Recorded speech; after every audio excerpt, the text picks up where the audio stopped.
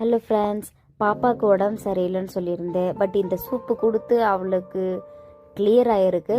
So அதை வந்து நான் டிப்ஸாக எடுத்து வச்சுருந்தேன். இப்போ உங்களுக்கு அதை நான் எப்படி பண்ணி கொடுத்த பாப்பாக்குன்னு ஷேர் பண்ணுறேன். ஒரு கைப்பிடி முருங்கைக்கீரை, அப்புறமா சின்ன வெங்காயம் 3, அப்புறம் ஆஃப் தக்காளியும் வெங்காயமும் வேகிற அளவுக்கு நல்லா கொதிக்க விட்டுறணும். அதுக்கப்புறமா அதை வடிகட்டி ஒரு மிக்சி ஜாரில் வந்து போட்டுக்கலாம். அது போட்டதுக்கப்புறமா பூண்டு வந்து 5 பல் பூண்டு, அப்புறமா இஞ்சி ஒரு 4 பீஸு, அப்புறமா ஜீரகம், லாஸ்ட்டாக வந்து மல்லி தூள் இருக்கு இல்லையா, அது கொஞ்சம், அதை போட்டு நல்லா மையாக வந்து அரைச்சி எடுத்துக்கணும். முருங்கைக்கீரை வந்து அவ்வளோ சீக்கிரம் வந்து மையாது. ஏன்னா நான் கொஞ்சமாக தான் எடுத்திருக்கேன். சின்ன ஜாரில் தான் போட்டேன். எனக்கு வந்து அவ்வளோவும் அது வந்து மையலை.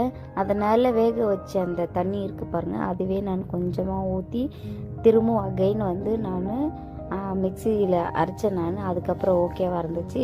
அப்புறம் அதை ஃபில்டர் பண்ணிக்கணும்.